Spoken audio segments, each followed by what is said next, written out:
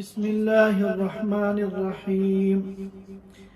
अल्हम्दुलिल्लाहि नहमदुहु व नस्तईनुहु व नस्तगफिरुहु व नु'मिनु बिही व नतवक्कलु अलैहि व नऊज़ु बिल्लाहि मिन शुरूरि अनफुसिना व मिन सय्यिआति अअमालिना।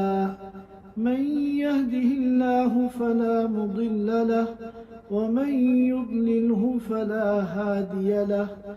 ونشهد أن لا إله إلا الله وحده لا شريك له ونشهد أن سيدنا وحبيبنا ومولانا محمدا عبده ورسوله صلى الله تعالى عليه وعلى آله وأصحابه وبارك وسلم تسليما كثيرا كثيرا. أما بعد فأعوذ بالله من الشيطان الرجيم. وذروا ظاهر الإثم وباطنه إن الذين يكسبون الإثم سيجزون بما كانوا يقترفون. صدق الله العظيम. हज़रात सामिईन किराम, मैंने आप हज़रात के सामने सूरतुल अनआम की आयत नंबर 120 तिलावत की है। इस आयत करीमा में अल्लाह रब्बुल इज़्ज़त ईमान वालों को क्या पैगाम देना चाहते हैं और ईमान वालों से क्या मुतालबा फरमाते हैं, इस मौजू पर आज की इस मजलिस में चंद बातें अर्ज करनी है। अल्लाह रब्बुल इज़्ज़त फरमाते हैं वज़रू ज़ाहिरल इस्मि व बातिना,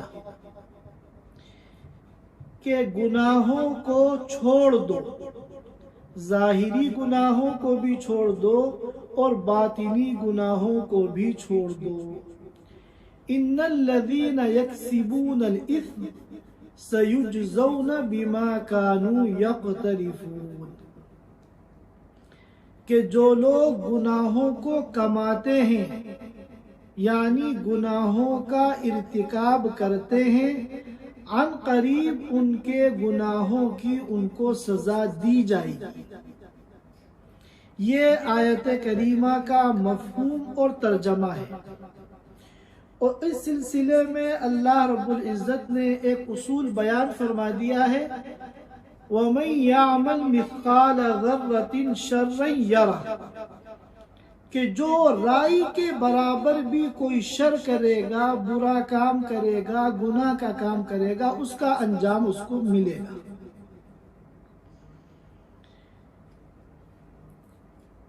ज़ाहिरी गुनाह से क्या मुराद है और बातिनी गुनाह से क्या मुराद है, इस सिलसिले में मुफस्सिरीन के अक़वाल मुख्तलिफ हैं। एक कौल तो यह है कि ज़ाहिरी गुनाह से मुराद वो गुनाह है जो इंसान अपने आज़ाए ज़ाहिरा से करता है, हाथ से, आँख से, कान से, ज़बान से, ये जो आज़ाए ज़ाहिरा हैं, इनसे जो गुनाह किए जाते हैं वो तो ज़ाहिरी गुनाह है। और जो गुनाह दिल से करता है, बाज़ गुनाह ऐसे होते हैं जिनका ताल्लुक दिल से है, उसको कल्बी गुनाह भी कहा जाता है और कल्बी बीमारियां भी कहा जाता है।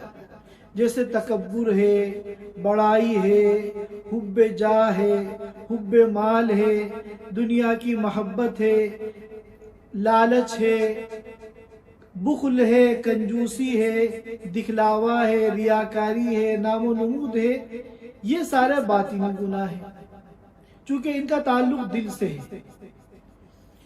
और एक कौल ये है कि ज़ाहिरी गुनाह से मुराद वो गुनाह है जिनका ताल्लुक अमल से हो, और बातिनी गुनाह से मुराद वो गुनाह है जिनका ताल्लुक अकीदे से हो। अब एक आदमी शराब पीता है मगर वो शराब को हराम समझता है, वो ये मानता है कि शराब पीनी नहीं चाहिए, शराब पीना गुनाह है, तो अब ये ज़ाहिरी गुनाह में तो मुब्तला है क्योंकि अमली तौर पर ये शराब पी रहा है, लेकिन बातिनी गुनाह के अंदर ये मुब्तला नहीं है क्योंकि अकीदा इसके मुतालिक सही है। और एक आदमी शराब पीता है और कहता है कि शराब हलाल है, मैं नहीं मानता कि शराब हराम है, तो अब ये ज़ाहिरी गुनाह में भी मुब्तला है और बातिनी गुनाह में भी मुब्तला है। यानी इसका क्या कहते अमल भी खराब है और इसकी जो सोच और अकीदा है वो भी खराब है।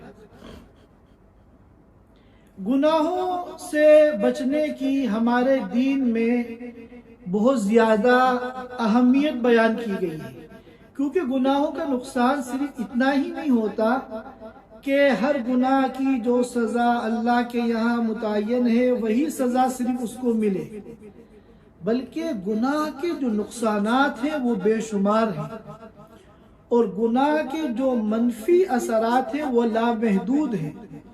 गुनाहों से इंसान की दुनिया को भी नुकसान पहुंचता है, दीन को भी नुकसान पहुंचता है और आखिरत को भी नुकसान पहुंचता है।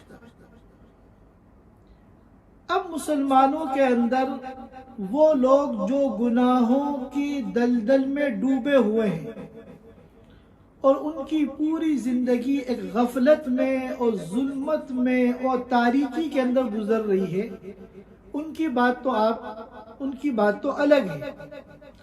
लेकिन हमारे आम तौर पर जो मुसलमान भाई दीन पर चलना चाहते हैं और किसी न किसी दर्जे में दीन का शौक उनके दिलों में होता है और अल्लाह का खौफ उनके दिलों में होता है, तो आम तौर पर यह देखा गया है कि नफली इबादतों का एहतिमाम तो ज्यादा किया जाता है, लेकिन गुनाहों से बचने का एहतिमाम नहीं किया जाता, या कम से कम गुनाहों से बचने का जैसा एहतिमाम करना चाहिए ऐसा एहतिमाम नहीं किया जाता। हालांकि नफली इबादतों के एहतिमाम से कहीं ज्यादा जरूरी है गुनाहों से बचना और गुनाहों से बचने की फिक्र करना। मैं नफली इबादतों की अहमियत को कतआन कम नहीं करना चाहता। क्यों? इसलिए कि नफिल इबादतों की अहमियत गैर मामूली है। नफिल इबादतों की क्या अहमियत है, नफिल इबादतों की क्या कदर व कीमत है, इसका सही अंदाजा हमें इस दुनिया में हो ही नहीं सकता। जब हमारी आंख बंद होगी और क़ियामत में हम नफिल इबादतों का अजर व सवाब देखेंगे तो हम तमन्ना करेंगे काश की जिंदगी में 2 रकत नफिल नमाज मैंने और पढ़ ली होती, 1 नफिल रोजा मैंने और रख लिया होता, चंद सूरतों की तिलावत मैंने और कर ली होती, अल्लाह की तस्बीहात और अल्लाह के जिक्र को मैंने थोड़ी बहुत देर और कर लिया होता। बंदा तमन्ना करेगा उस वक्त। लिहाजा मेरा मकसद कतआन नफिल इबादत की अहमियत को कम करना नहीं है। अलबत्ता मैं ये कहता हूँ कि नफिल इबादतों के एहतिमाम से कहीं ज्यादा हमें गुनाहों से बचने का एहतिमाम करना चाहिए, क्योंकि नफिल इबादतें अगर कोई बंदा नहीं करता तो इस पर तो वो नजात से महरूम नहीं होगा। अगर उसने फराइज पूरे किए हैं, गुनाहों से अपने को बचाया है, मगर नफिल इबादतें वो उसने नहीं की या बहुत कम की, तो उसको आखिरत में नजात मिल जाएगी, आखिरत में कामयाबी उसको मिल जाएगी। लेकिन गुनाह अगर उसके नामाए आमाल में होंगे तो ये नजात के लिए रुकावट बनेंगे और नजात के लिए ये मुश्किलात पैदा करेंगे। लिहाजा जहां हम नफिल इबादत, जब हम दीन में तरक्की करना चाहते हैं और दीन पर चलने का शौक हमारे अंदर पैदा होता है और दीन के एतबार से हम आगे बढ़ना चाहते हैं, तो जहां हम नफिल इबादतों का एहतिमाम करते हैं वहीं पर हमें कहीं ज्यादा गुनाहों से बचने का एहतिमाम करना चाहिए। यही वजह है कि एक मौके पर अल्लाह के रसूल सल्लल्लाहु अलैहि वसल्लम ने हज़रत अबू हुरैरा रज़ियल्लाहु ताला अन्हु से फरमाया, इत्तक़िल महारिम तकुन अअबदन नास, कि तुम गुनाहों से बच जाओ, लोगों में सबसे बड़े आबिद और सबसे बड़े इबादत गुजार बन जाओगे। ये नहीं फरमाया कि अगर सबसे बड़ा इबादत गुजार बनना है अल्लाह की नज़र में तो नवाफिल का एहतिमाम करो, नफिल नमाजों का, रोज़ों का, नफली सदक़ात का, तस्बीहात का, इन चीज़ों का एहतिमाम करो। ये नहीं फरमाया, बल्कि फरमाया इत्तक़िल महारिम, गुनाहों को छोड़ दो। और अब्दुल्लाह इब्न अब्बास रज़ी अल्लाह ताला अन्हु, जो एक जलीलुल क़द्र सहाबी हैं और एक बहुत बड़ा ज़ख़ीरा हदीस की किताबों में उन रिवायात का मौजूद है जो अब्दुल्लाह इब्न अब्बास रज़ी अल्लाह ताला अन्हु से रिवायत की गई है, जिनको अब्दुल्लाह इब्न अब्बास रज़ी अल्लाह ताला अन्हु ने बयान किया है। और ये आप सल्लल्लाहु अलैहि वसल्लम के चचाजाद भाई थे और पूरी उम्मत उनके एहसानात के तले दबी हुई है। इतना बड़ा उन्होंने उम्मत पे एहसान किया और इतनी अहादीस मुबारका उन्होंने रिवायत की। लेकिन आपको ताज्जुब होगा कि जब अल्लाह के रसूल सल्लल्लाहु अलैहि वसल्लम का इंतकाल हुआ तो उनकी उम्र सिर्फ 10 साल थी। इतनी कम उम्री में इतने बड़े हदीस के उलूम को उन्होंने हासिल किया और फिर बाद में उम्मत तक पहुंचाया। इसकी वजह यह थी कि अल्लाह के रसूल सल्लल्लाहु अलैहि वसल्लम ने उनको बचपन में एक दुआ दी थी। अल्लाह के रसूल सल्लल्लाहु अलैहि वसल्लम ने उनको दुआ दी थी, अल्लाहुम्मा अल्लिमहुल किताब व फ़क़्हिहु फ़िद्दीन, कि अल्लाह इसको यानी इब्ने अब्बास को किताबुल्लाह का इल्म दे और दीन की समझ अता फरमा। चुनाचा इल्म दे और दीन की समझ अता फरमा। चुनाचे इस दुआ की बरकत से अल्लाह ताला ने उनको ऐसा इल्म अता फरमाया कि बाद में आने वाले मुहद्दिसीन ने, मुफस्सिरीन ने और उलमा ने उनको इमामुल मुफस्सिरीन करार दिया। बहरहाल एक मौके पर एक शख्स ने अब्दुल्लाह इब्न अब्बास रज़ी अल्लाह ताला अन्हु से एक सवाल किया कि एक शख्स तो वो है जो फ़र्ज़ इबादतों को पूरा करता है और उसके साथ नफिल इबादतों का भी एहतिमाम करता है, लेकिन गुनाहों से बचने का वो एहतिमाम नहीं करता। और एक शख्स वो है जो फ़राइज़ को पूरा करता है और नवाफिल का तो एहतिमाम नहीं करता, लेकिन गुनाहों से बचने की वो फ़िक्र करता है, गुनाहों से बचने का वो एहतिमाम करता है। तो इन दोनों में कौन अफजल है, कौन ज़्यादा फजीलत वाला है? तो अब्दुल्लाह इब्न अब्बास रज़ी अल्लाह ताला अन्हु ने फरमाया कि मेरे नज़दीक गुनाहों से बचने से ज़्यादा फजीलत और किसी काम में नहीं है। गुनाहों से बचने में जो फजीलत है वो सबसे ज़्यादा है। तो मालूम हुआ कि हमें गुनाहों से बचने का एहतिमाम करने की ज़रूरत है। गुनाह किसे कहते हैं? गुनाह के माना आते हैं नाफरमानी।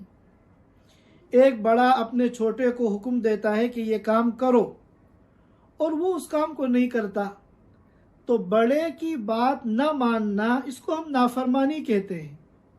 अब अगर यही नाफरमानी अल्लाह और उसके रसूल सल्लल्लाहु अलैहि वसल्लम की हो तो उस नाफरमानी का नाम गुनाह है। और अल्लाह के डर से अगर कोई उस गुनाह से बचता है तो इसका नाम तकवा है। आम तौर पे क्या होता है कि हम लोग बड़े बड़े मशहूर गुनाहों से बचने का एहतिमाम करते हैं और ये समझते हैं कि गुनाहों से बचने का हमने हक अदा कर दिया। मिसाल के तौर पे हम जिना नहीं करते, हम चोरी नहीं करते, हम शराब नहीं पीते, जिन जानवरों का गोश्त हराम है हम उनका गोश्त नहीं खाते। तो ये जो बड़े बड़े गुनाह हैं इनसे बचकर हम ये समझते हैं कि हमने गुनाहों से बचने का हक अदा कर दिया। हालांकि इसके अलावा ऐसे छोटे बड़े बहुत से गुनाह हैं जो बेफिक्री और लापरवाही की वजह से सुबह से लेकर शाम तक हमसे सरजद होते हैं। मिसाल के तौर पर हम जब भी बैठकर 3-4 लोग बातें करते हैं तो हमसे लोगों की गीबत हो जाती है। गीबत तो गुनाह है, कबीरा है। हम बगैर किसी दलील के लोगों के मुताल्लिक बदगुमानी कायम कर लेते हैं। हमारा कोई नुकसान हो गया, बगैर किसी दलील के हम ये बदगुमानी कर लेते हैं कि फलां ने हमारा ये काम बिगाड़ा है, हालांकि ये गुनाह है। कुरान करीम में आता है इन्न बाद-अज़्ज़न्नि इस्म, कि बदगुमानी करना गुनाह है। और इसी तरह हम ये नहीं सोचते कि हम आँखों की कितनी हिफाजत कर रहे हैं, हम कान की कितनी हिफाजत कर रहे हैं, सुबह से लेकर शाम तक हम ज़बान की कितनी हिफाजत कर रहे हैं। हमारा इसकी तरफ जो है कोई ध्यान नहीं जाता और इसकी तरफ हमारी कोई तवज्जो नहीं जाती। अब आँखों से कितने नामहरमों पे हमारी निगाह पड़ रही है। निगाह, पहली निगाह का पड़ना कि जिसके बाद आदमी अपनी निगाह को हटा ले, ये तो मुआफ़ है, लेकिन उसके बाद कंटिन्यू निगाह को जारी रखना ये तो अपने इख्तियार से है, ये तो गुनाह है। अब सुबह से लेकर शाम तक हमारे व्हाट्सएप पे, फेसबुक के पेज पे कितनी ऐसी वीडियो आती हैं जिनमें नामहरम औरतें हैं और किसी मुफीद मालूमात पर वो मुश्तमिल होती है, तो हम पूरी वीडियो देखते हैं और नामहरम औरतों पे हम अपने इख्तियार से हमारी निगाह पड़ती है, तो ये गुनाह है। तो ये गुनाह क्यों हुआ? क्योंकि गुनाह से बचने का एहतिमाम और फिक्र नहीं है हमें। और बाज़ मरतबा ऐसा होता है कि एक वीडियो हमको पसंद आई, उसमें कोई दुनिया की मुफीद मालूमात है, बल्कि बाज़ मरतबा तो दीन की मालूमात होती हैं, मगर उसके अंदर जो है नामहरम औरतें हैं। अब हम उसको आगे शेयर कर रहे हैं, आगे बढ़ा रहे हैं, तो नामहरम औरतों को अपने इख्तियार से कंटिन्यू देखना ये गुनाह है। अब हम खुद भी गुनहगार हुए और जिन जिन लोगों को हमने भेजा वो सब गुनहगार हुए और उनका गुनाह भी हमारे नामा अमाल में आया। ये सब क्यों है? इसलिए कि गुनाहों से बचने की एक फिक्र और एहतिमाम जो होना चाहिए हमारे अंदर, वो हमारे अंदर नहीं है। इसी तरह हम ये नहीं देखते कि हम कान की कितनी हिफाजत कर रहे हैं। अब म्यूजिक जो है ये हराम है, बिल इत्तिफाक हराम है। अब कितनी ऑडियोज और वीडियोज ऐसी हमारे सामने सोशल मीडिया में सुबह से लेकर शाम तक आती हैं कि जिसमें म्यूज़िक है। अब वो उस वीडियो के अंदर कोई मालूमात है, वो मुफीद वीडियो है, तो हम उसकी वजह से उसको सुनते हैं। ये नहीं सोचते कि म्यूज़िक जो हमारे कानों में जा रही है इसकी वजह से हमें गुनाह हो रहा है, और बाज़ मरतबा हम बग़ैर सोचे समझे हम उसको आगे भी बढ़ा देते हैं। तो दिन में न जाने ऐसे कितने गुनाह हैं कि जो हमसे होते हैं मगर हमें उससे बचने की कोई फ़िक्र और उससे बचने का कोई एहतिमाम नहीं है। इसी तरह कितनी बातें हम सुनते हैं बग़ैर तहक़ीक़ के, बग़ैर तस्दीक़ के, बग़ैर इत्मीनान के हम आगे बढ़ा देते हैं, दूसरों को नकल कर देते हैं। बहुत सी ऐसी चीज़ें आती हैं हमारे सामने, हमारे व्हाट्सएप वगैरह पर, कि हमें कोई तस्दीक़ नहीं है, कोई तहक़ीक़ नहीं है, बस एक चीज़ आई हमने उसको फॉरवर्ड कर दिया, आगे बढ़ा दिया। हालांकि हदीस में आता है कि ऐसा करना गुनाह है। हर सुनी हुई बात को बयान करना बग़ैर तहक़ीक़ के उसको आगे बढ़ा देना ये गुनाह है। कफ़ा बिल मरई इस्मन, मुस्तदरक बाज़ रिवायतों में किस्बन भी आया है, लेकिन मुस्तदरक की रिवायत में इस्मन आया है कि इंसान के गुनहगार होने के लिए काफ़ी है कि हर सुनी हुई बात को बग़ैर तहक़ीक़ के आगे बढ़ा दे। जबकि हम जानते हैं कि जितना इंटरनेट पर ये मवाद है और सोशल मीडिया पे जितनी चीज़ें सुबह से लेकर शाम तक इधर से उधर फिरती हैं, 50% से ज़्यादा खिलाफ वाक़या है। तो हम इन चीज़ों को अहमियत नहीं देते। हालांकि ये सब गुनाह है, इनसे बचने की हम सबको जो है कोशिश करनी चाहिए और इनसे बचने की हम सबको फ़िक्र करनी चाहिए, क्योंकि गुनाह के जो नुकसानात हैं वो बहुत गैर मामूली हैं। गुनाहों की वजह से इंसान को इबादत के अंदर सुस्ती आती है। गुनाहों की वजह से उसके कल्ब का जो नूर है वो नूर ज़ायल हो जाता है। मैं इस बात को एक मिसाल के ज़रिए समझाऊं कि नफिल इबादतों का एक आदमी एहतिमाम करता है और पाँचों नमाज फ़राइज़ तो पूरे कर ही रहा है, लेकिन साथ में वो तहज्जुद भी पढ़ रहा है, नफिल नमाज़ें भी पढ़ रहा है, कुरान की तिलावत भी कर रहा है, नफली सदक़ात खैरात भी कर रहा है, पीर जुमरात के रोज़े भी रख रहा है, अय्याम बीज़ के रोज़े नफिल रोज़े रख रहा है। मगर मैं ख़ुद देखता हूँ कि जितना नफिल इबादतों का एहतिमाम है उसके मुकाबले में गुनाहों से बचने का कोई ख़ास एहतिमाम नहीं है। मामलात ख़राब हैं, मुआशरत ख़राब है, अखलाक ख़राब है, अपनी ज़बान से अपने एटीट्यूड से दूसरों को तकलीफ़ पहुँचा रहे हैं। हालांकि ये सब गुनाह है और इनसे बचना बहुत ज़रूरी है। ये नफिल इबादतें जो है इसकी मिसाल तो विटामिन की है। एक आदमी सेहतमंद रहना चाहता है और उसके लिए वो विटामिन ले रहा है, और गुनाहों की मिसाल जहर की है, पॉइजन। अब एक आदमी विटामिन भी ले रहा है मगर साथ साथ में जहर भी खा रहा है, तो क्या वो सेहतमंद रहेगा? चंद ही दिन में वो मौत के मुंह में चला जाएगा। तो जिस तरह हम विटामिन अगर लें तो हमें जहर से भी अपनी बॉडी को, अपने जिस्म को बचाना पड़ेगा, तब जाके हम सेहतमंद रहेंगे। वरना अगर जहर भी हम खा रहे हैं तो कितने विटामिन ले लें, हम चंद ही दिन में मौत के मुंह में चले जाएंगे। इसी तरह एक और मिसाल मैं आपको समझाऊं कि एक आदमी ऐसे कमरे में रहता है कि जिसकी बड़ी बड़ी खिड़कियां बाहर खुली हुई हैं और गर्मी का ज़माना है और लू चल रही है, गरम गरम हवाएं चल रही हैं।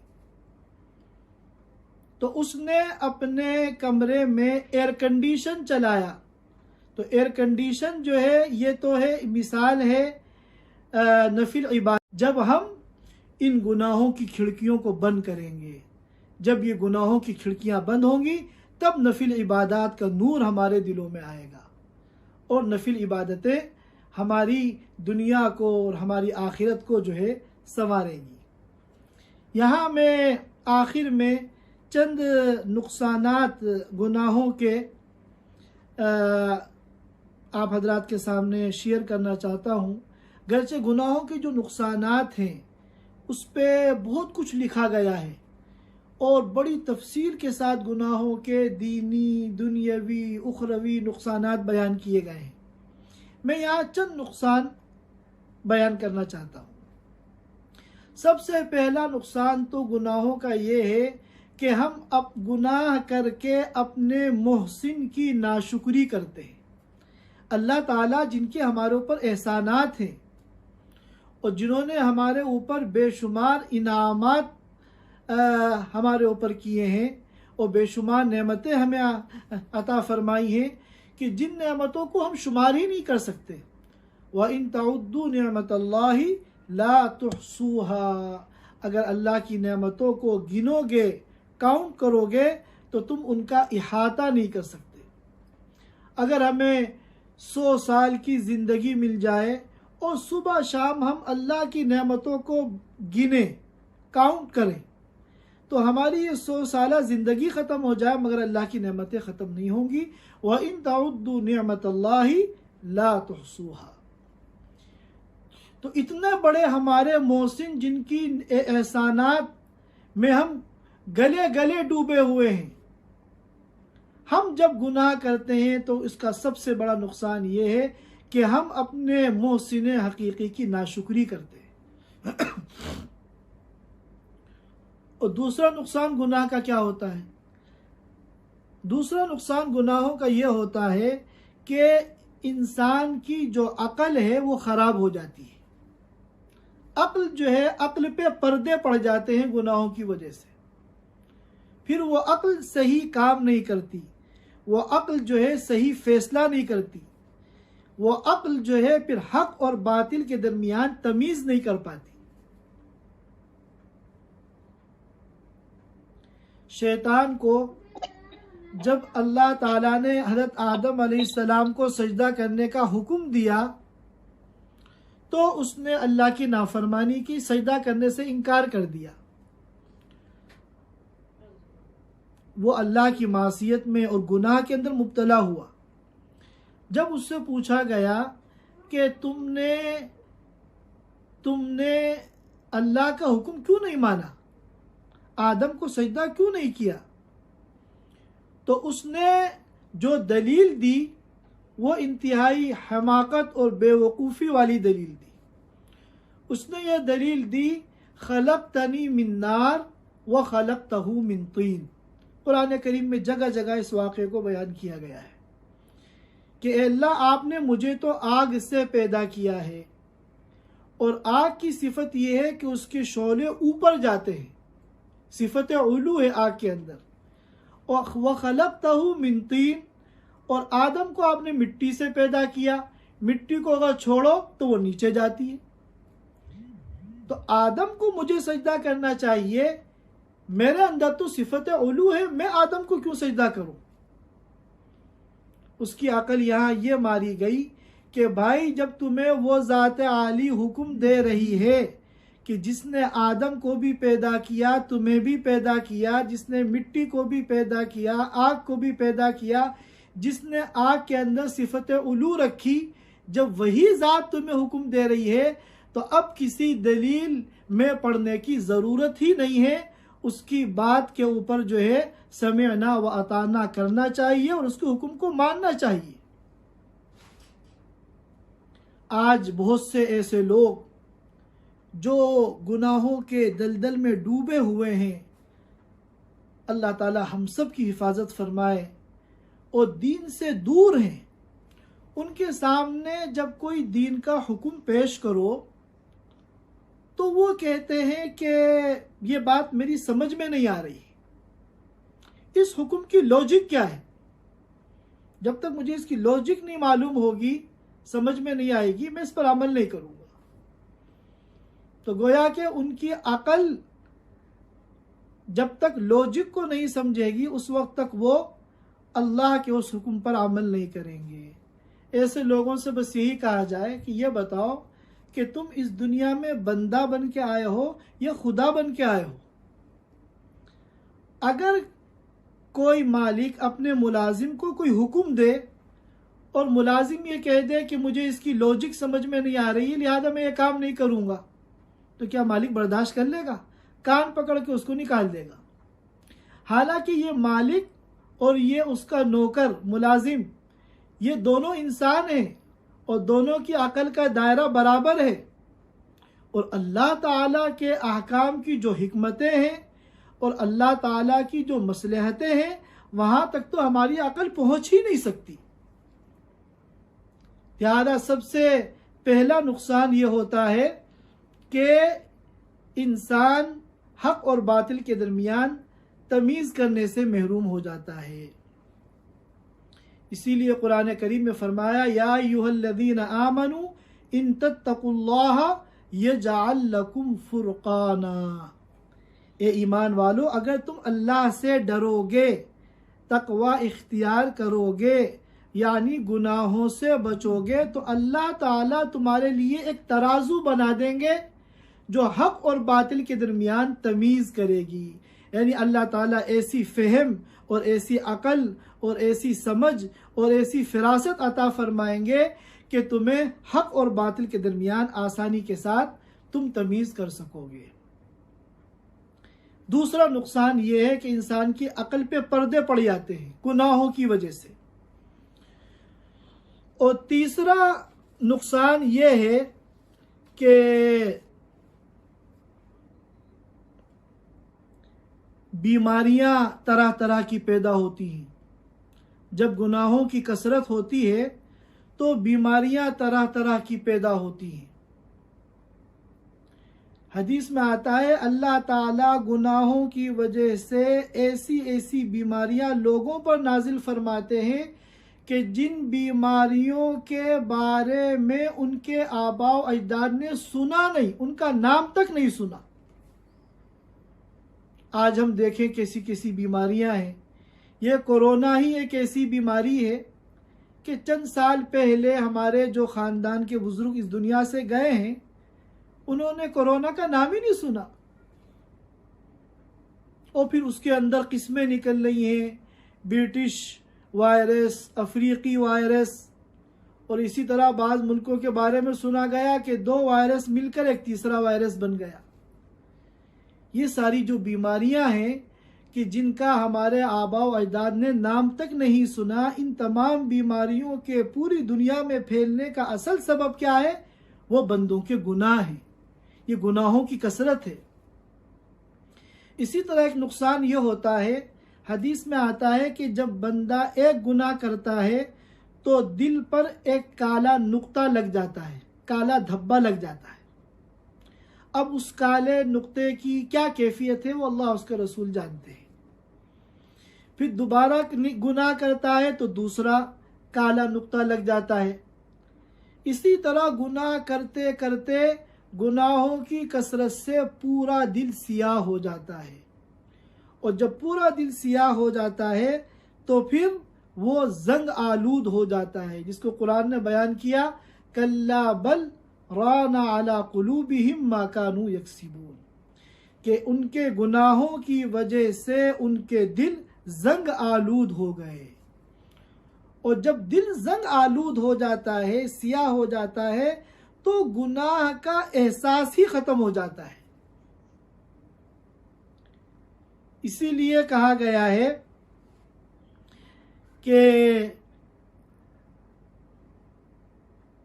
जो सच्चा मोमिन है, गुनाहों का आदी नहीं है, वो गुनाहों से डरता है और गुनाह के वक्त वो कपकपाता है, और गुनाह जब होता है तो वो बेचैन हो जाता है, परेशान हो जाता है। और जो फासिक व फाजिर है उसको गुनाह करने में कोई तरद्दुद नहीं होता, वो बेधड़क गुनाह करता है, क्योंकि उसका दिल काला हो चुका है और दिल जंग आलूद हो चुका है। गुनाह का एहसास उसके दिल से मिट चुका है।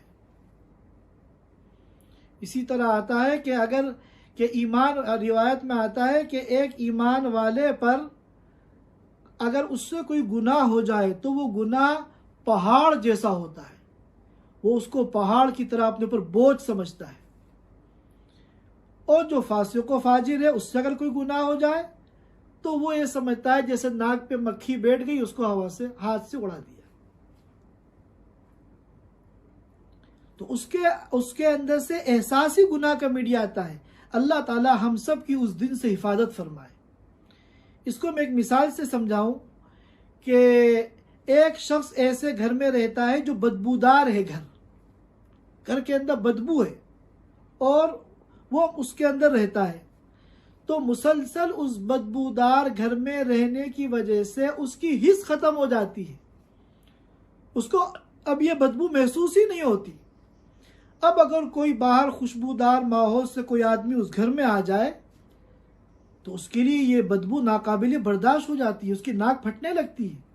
हालांकि ये भी इंसान है, वो भी इंसान है, इसको भी अल्लाह ने नाक और कुव्वत शामा दी है, सूंघने की सलाहियत, और उसको भी अल्लाह ने सूंघने की सलाहियत दी है, मगर वो बदबू के माहौल में मुसलसल रहने की वजह से बदबू उसको महसूस ही नहीं होती।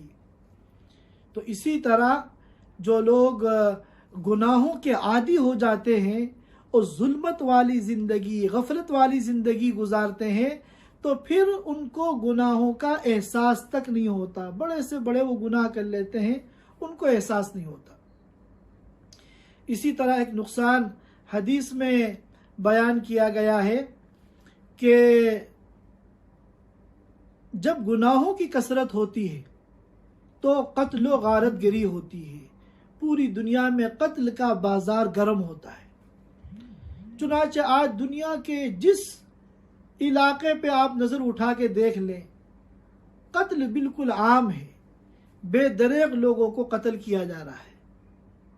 और हदीस में आता है कि कत्ल इतना आम हो जाएगा कि कातिल को नहीं पता होगा कि मैं क्यों कत्ल कर रहा हूँ, और मकतूल को नहीं पता होगा मुझे क्यों कत्ल किया जा रहा है। चुनाचे रोज़ाना हज़ारों केस दुनिया भर में ऐसे होते हैं कि उस कत्ल का सबब पता ही नहीं चल पाता कि यह कत्ल क्यों हुआ। अल्लाह ताला हम सबको गुनाहों से बचने की तौफीक अता फरमाए और तक़वे वाली ज़िंदगी गुजारने की तौफीक अता फरमाए। चुनाचे जब ऐसे मौके आते हैं कि जब कोई वबा फैलती है, बीमारी फैलती है, या दुनिया में जुल्म बढ़ता है, कत्ल का बाज़ार गर्म होता है, तो जहाँ ऐसी तदबीरें सियासी तदबीरें की जाती हैं या तहफ़्फ़ुज़ के इक़दामात किए जाते हैं, इससे कहीं ज़्यादा ज़रूरत है कि हम और तमाम उम्मत मुस्लिमा अपने गुनाहों को छोड़े और अल्लाह ताला से तौबा करे, इस्तिग़फ़ार करे